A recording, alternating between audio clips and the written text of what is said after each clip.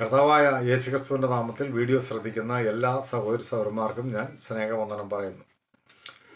പ്രിയ സഹോദരി സഹോദരന്മാരെ, ഞാൻ ഇന്ന് നിങ്ങളുമായി പങ്കുവയ്ക്കാൻ ആഗ്രഹിക്കുന്ന കാര്യം എന്ന് പറയുന്നത് ദൈവത്തിൻ്റെ ജനം ദൈവത്തിന് സമർപ്പിക്കപ്പെടുന്നതിനെക്കുറിച്ചും ഒരു പ്രബോധനം നിങ്ങൾക്ക് അറിയിക്കുവാനായിട്ടാണ് ഞാനിങ്ങനെ ഈ വീഡിയോ ചെയ്യുന്നത്. വേദപുസ്തകത്തിൽ നമ്മൾ നോക്കിയാൽ രണ്ട് പ്രമാണങ്ങളുണ്ട്.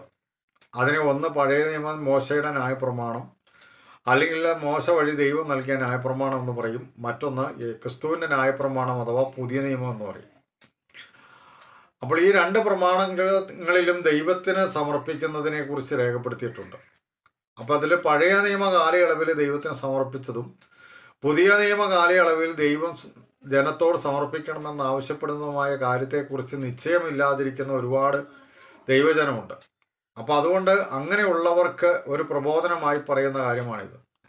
പഴയ നിയമ കാലയളവിൽ ദൈവത്തിന് വേണ്ടി സമർപ്പിക്കുവാനായിട്ട് ദൈവം ആവശ്യപ്പെട്ടിരുന്ന കാര്യങ്ങളിൽ ഒന്ന്, ഏറ്റവും പ്രധാനപ്പെട്ട ഒരു കാര്യം എന്ന് പറഞ്ഞാൽ, ഒരു കുട്ടി ജനിച്ചു കഴിഞ്ഞാൽ ആ കുട്ടിയെ ദേവാലയത്തിൽ കൊണ്ടുപോയി ദൈവത്തിന് അർപ്പിച്ച് വഴിപാട് കഴിച്ച് പേരിട്ട് പരിച്ഛേദന കഴിച്ച് അങ്ങനെ ദേവാലയത്തിൽ കൊണ്ടുപോയി ദൈവത്തിന് സമർപ്പിക്കണമായിരുന്നു.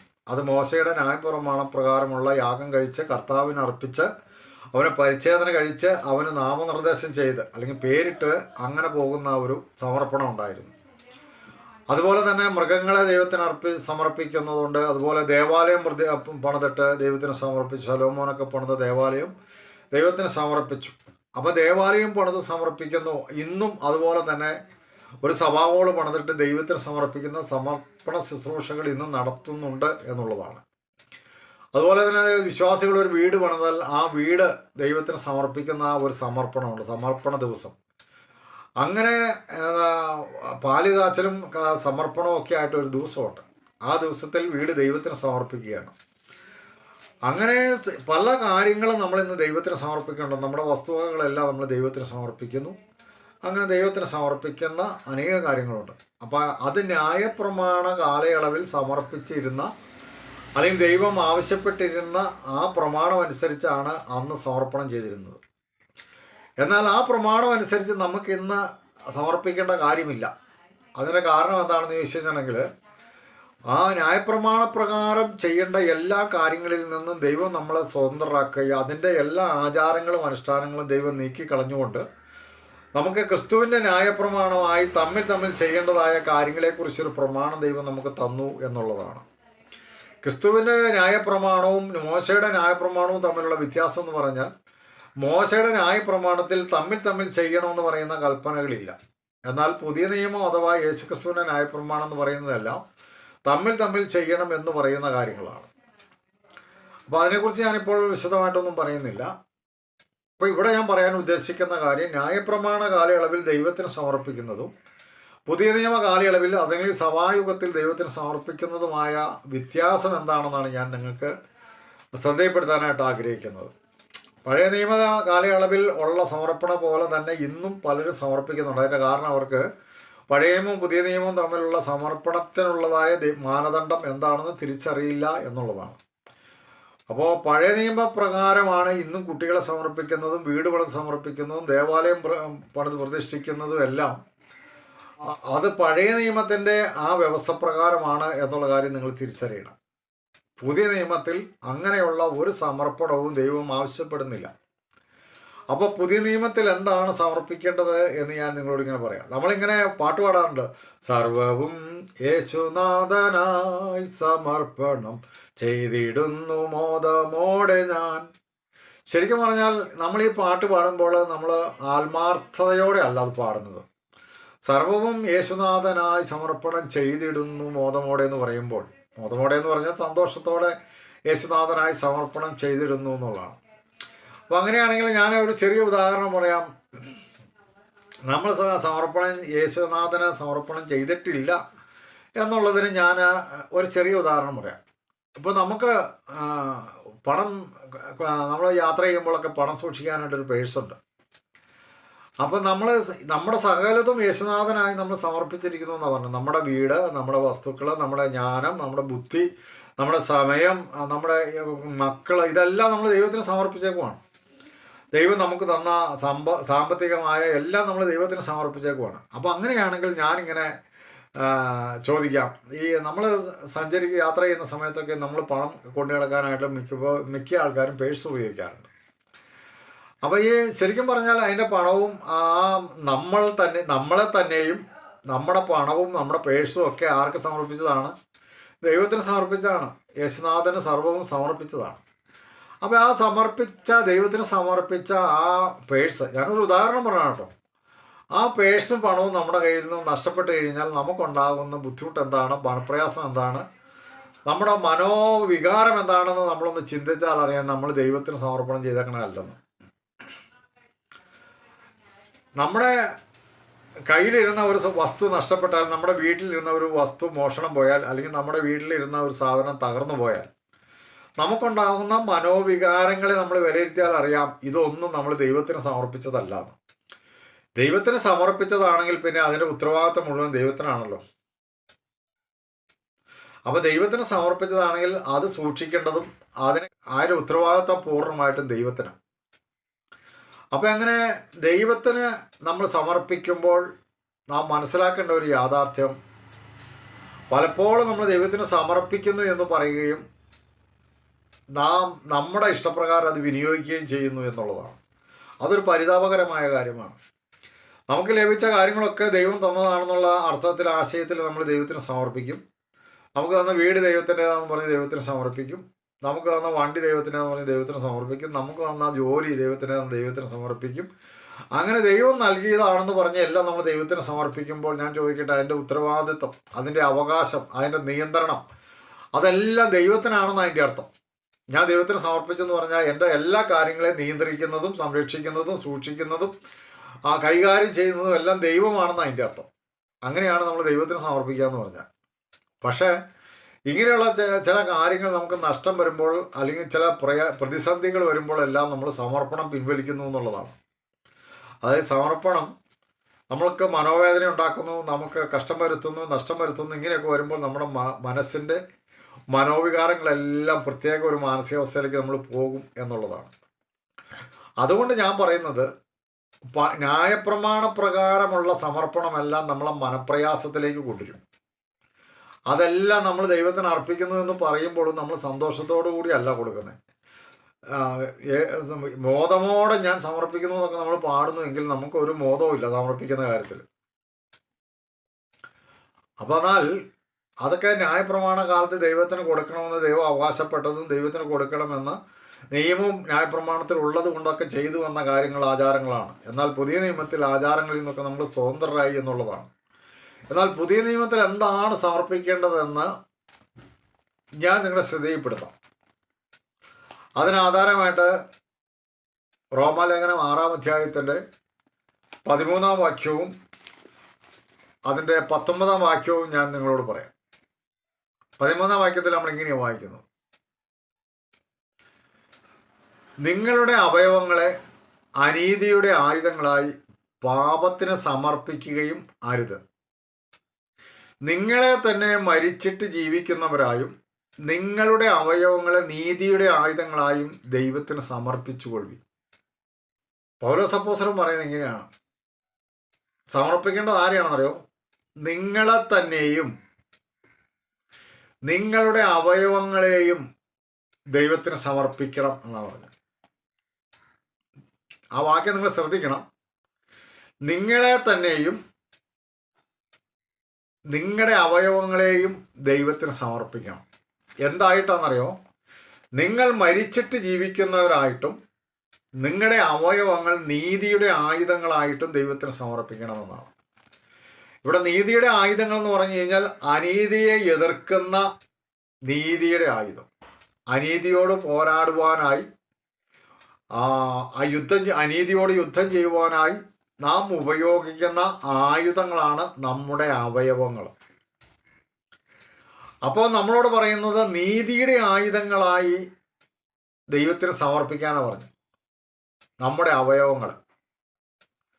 അപ്പോൾ ആദ്യം ദൈവം പറയുന്നത് നിങ്ങളെ തന്നെ സമർപ്പിക്കണം, അതായത് നമ്മളെ പൂർണ്ണമായി നമ്മളെ സമർപ്പിക്കണമെന്നും, രണ്ടാമതാണ് പറയുന്നത് നിങ്ങളുടെ അവയവങ്ങളെ സമർപ്പിക്കണമെന്നുമാണ് പറയുന്നത്. 19 വാക്യം ഞാനിങ്ങനെ വായിക്കാം.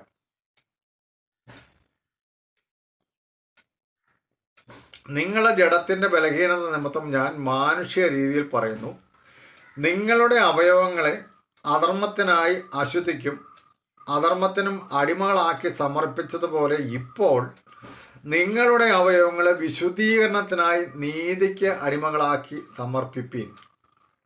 അതായത് രക്ഷിക്കപ്പെടുന്നതിന് മുമ്പ് നമ്മുടെ അവയവങ്ങളെ നമ്മൾ അശുദ്ധിക്കും അധർമ്മത്തിനും അസത്യത്തിനും അനീതിക്കും വേണ്ടി വിനിയോഗിച്ചിരുന്നു എന്നുള്ളതാണ്. എന്നാൽ അതിൻ്റെ 17 വാക്യത്തിൽ പറയുന്നത്, എന്നാൽ നിങ്ങൾ പാപത്തിൻ്റെ ദാസന്മാരായിരുന്നുവെങ്കിൽ നിങ്ങളെ പഠിപ്പിച്ച ഉപദേശരൂപത്തെ ഹൃദയപൂർവ്വം അനുസരിച്ച് പാപത്തിൽ നിന്ന് സ്വാതന്ത്ര്യം പ്രാപിച്ച് നീതിക്ക് ദാസന്മാരായി തീർന്നതുകൊണ്ട്. ഒരു കാലത്ത് നമ്മൾ പാപത്തിൻ്റെ ദാസന്മാരായിരുന്നു. എന്നാൽ നമ്മളെ പഠിപ്പിച്ച ഉപദേശം സ്വീകരിച്ചുകൊണ്ട് നമ്മൾ ദൈവത്തിന് ദാസന്മാരായി തീർന്നു എന്നുള്ളതാണ്. അപ്പോൾ ദൈവത്തിന് ദാസന്മാരായി തീരുന്നതിന് മുമ്പ് നമ്മുടെ അവയവങ്ങളെ നമ്മൾ അധർമ്മത്തിനും അശുദ്ധിക്കും സമർപ്പിച്ചിരുന്നു. എന്നാൽ ഇപ്പോൾ നമ്മൾ ദൈവത്തിന് ദാസന്മാരായി തീർന്നത് കൊണ്ട് നമ്മുടെ അവയവങ്ങളെ വിശുദ്ധീകരണത്തിനായി നീതിക്ക് വേണ്ടി സമർപ്പിച്ചുകൊള്ളുവിൻ, വിശുദ്ധീകരണത്തിന് വേണ്ടി സമർപ്പിച്ചുകൊള്ളുവിൻ എന്നാണ് പറയുന്നത്. റോമാലേഖനം 12-ാം അധ്യായത്തിൻ്റെ 1-2 വാക്യങ്ങൾ പറയുന്നത്, സഹോദരന്മാരെ, ഞാൻ ദൈവത്തിൻ്റെ മനസ്സൊലിവ് ഓർപ്പിച്ച് നിങ്ങളെ പ്രബോധിപ്പിക്കുന്നത്, നിങ്ങൾ ബുദ്ധിയുള്ള ആരാധനയായി നിങ്ങളുടെ ശരീരങ്ങളെ ജീവനും വിശുദ്ധിയും ദൈവത്തിന് പ്രസാദവുമുള്ള യാഗമായി സമർപ്പിപ്പിൻ എന്നാണ്. അപ്പോൾ പൗലോസ് അപ്പോസ്തലൻ പറയുന്നത് ദൈവത്തിന് സമർപ്പിക്കേണ്ടത് എന്താണെന്നറിയോ? കൊച്ചുണ്ടാകുമ്പോൾ സമർപ്പിക്കണം എന്നല്ല, ആലയം പണിതിട്ട് സമർപ്പിക്കണമെന്നല്ല, നമുക്ക് ഉണ്ടാകുന്ന വസ്തുവകൾ സമർപ്പിക്കണമെന്നല്ല, നമ്മുടെ വീട് സമർപ്പിക്കണമെന്നല്ല, നമുക്ക് ലഭിച്ച നന്മകൾ സമർപ്പിക്കണമെന്നല്ല പറയുന്നത്. മറിച്ച് നിങ്ങളെ തന്നെയും നിങ്ങളുടെ അവയവങ്ങളെയും ദൈവത്തിന് സമർപ്പിക്കണമെന്നാണ്. നിങ്ങളെ സമർപ്പിക്കുന്നത് കൂടാതെ തന്നെ അവയവങ്ങളെ സെപ്പറേറ്റ് ആയിട്ട് സമർപ്പിക്കണം. കൊരിന്ത്യ ലേഖനത്തിൽ 6-ാം അധ്യായത്തിൽ പൗലോസ് അപ്പോസ്തലൻ പറയുന്നുണ്ട്, നിങ്ങളുടെ ശരീരം കണ്ട് ദൈവത്തെ മഹത്വപ്പെടുത്തണം. ഈ ശരീരം കണ്ട് ദൈവത്തെ മഹത്വപ്പെടുത്തണമെങ്കിൽ ശരീരം നമ്മൾ ദൈവത്തിന് സമർപ്പിക്കണമെന്നുള്ളതാണ്. നമ്മുടെ അവയവങ്ങളെ നമ്മൾ ദൈവത്തിന് സമർപ്പിക്കണമെന്നുള്ളതാണ്. നമ്മുടെ അവയവങ്ങളെ നമ്മൾ ദൈവത്തിന് സമർപ്പിച്ചാൽ നമ്മുടെ അവയവങ്ങൾ കൊണ്ട് നാം ദൈവത്തെ മഹത്വപ്പെടുത്തും. എങ്ങനെയാണെന്ന് ഞാനൊരു 1-2 ഉദാഹരണം കൊണ്ട് പറയാം. നമ്മൾ നുണ പറയുന്ന അല്ലെങ്കിൽ ഫോഷ്ക്ക് പറയുന്ന നമ്മുടെ നാവ്, രക്ഷിക്കപ്പെടുന്നതിന് മുമ്പ് നമ്മൾ നുണ പറയുമായിരുന്നു അല്ലെങ്കിൽ ഫോഷ്ക്ക് പറയുമായിരുന്നു. എന്നാൽ ആ നാവ് നമ്മൾ ദൈവത്തിന് സമർപ്പിച്ച് കഴിഞ്ഞാൽ ആ നാവ് കൊണ്ട് പിന്നെ നമ്മൾ ഒരിക്കലും നുണ പറയത്തില്ല അല്ലെങ്കിൽ ഫോഷ്ക്ക് പറയത്തില്ല. കാരണം ആ നാവ് ദൈവത്തിന് സമർപ്പിച്ചതാണ്. അപ്പോൾ ദൈവത്തിന് സമർപ്പിച്ച നാവ് കൊണ്ട് നമ്മൾ ഫോഷ്ക്ക് പറയാതിരിക്കുമ്പോഴാണ് നാവ് കൊണ്ട് നമ്മൾ ദൈവത്തെ മഹത്വപ്പെടുത്തുന്നത്. ഈ സ്തോത്രം hallelujah amen praise the Lord എന്ന് പറഞ്ഞ് ദൈവത്തെ മഹത്വപ്പെടുത്തുന്ന കാര്യമല്ല ഞാൻ പറയുന്നത്. നാവ് നമ്മൾ ദൈവത്തിന് വേണ്ടി സമർപ്പിച്ചു. അപ്പോൾ പിന്നെ നമ്മൾ നാവ് കൊണ്ട് പിശാചിന് വേണ്ടി പ്രവർത്തിക്കാൻ പറ്റത്തില്ല. പിശാചാണ് പോഷ്ക്ക് പറയുന്നത്. അപ്പോൾ നമ്മുടെ നാവ് പിശാചിന് വേണ്ടി ഉപയോഗിക്കാൻ പറ്റത്തില്ല. നാം ദൈവത്തിന് വേണ്ടി ഉപയോഗിക്കണം. സത്യം മാത്രം സംസാരിക്കണം. എഫേസ്യ ലേഖനത്തിൽ പറയുന്നത് അങ്ങനെയാണല്ലോ, നിങ്ങൾ പോഷ്ക്ക് ഉപേക്ഷിച്ച് സത്യം സംസാരിക്കട്ടെ. അപ്പോൾ നമ്മുടെ നാവ് നമ്മൾ ദൈവത്തിന് സമർപ്പിച്ച് കഴിഞ്ഞാൽ പിന്നെ നമുക്ക് സത്യം പറയാനേ പറ്റത്തുള്ളൂ. രണ്ടാമത്തെ കാര്യം, ഞാൻ ഉദാഹരണം പറയാം. നമ്മുടെ കൈ രക്ഷിക്കപ്പെടുന്നതിന് മുമ്പ് ഒരു പക്ഷെ നമ്മൾ കൈക്കൂലി വാങ്ങിച്ചിട്ടുണ്ടാവാം, കള്ളരേഖയിൽ ഒപ്പിട്ടുണ്ടാവാം. അങ്ങനെ നമ്മൾ ഈ കരം കൊണ്ട് നമ്മൾ ഒരു പക്ഷേ നമുക്ക് ദേഷ്യം വന്നപ്പോൾ മറ്റുള്ളവരെ തല്ലിയിട്ടുണ്ടാവും അല്ലെങ്കിൽ ഉപദ്രവിച്ചിട്ടുണ്ടാവും. ഇതൊക്കെ നമ്മൾ ഈ കരങ്ങൾ കൊണ്ട് ചെയ്തിട്ടുണ്ടാവാം.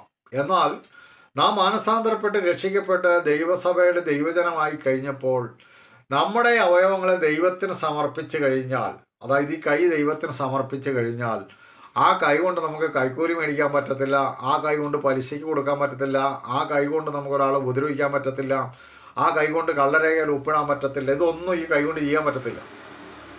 അപ്പോൾ അങ്ങനെ ഈ കൈ നമ്മൾ ദൈവത്തിന് സമർപ്പിച്ച് കഴിയുമ്പോൾ ആ കൈ കൊണ്ട് നമ്മൾ ദൈവത്തെ മഹത്വപ്പെടുത്തുകയാണ് ചെയ്യുന്നത്.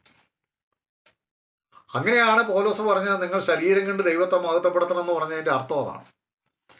അതുപോലെ തന്നെ നമുക്ക് നമ്മുടെ കണ്ണിനെ എടുക്കാം.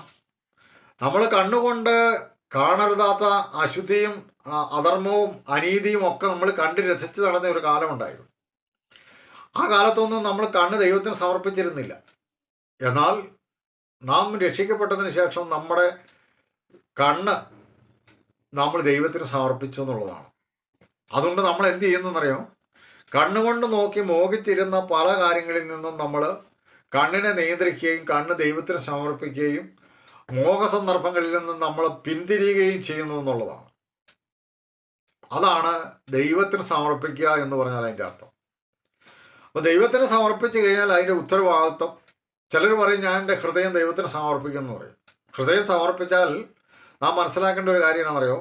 നമ്മുടെ ഹൃദയം നിയന്ത്രിക്കുവാനുള്ള അധികാരം ദൈവത്തിനാണ്.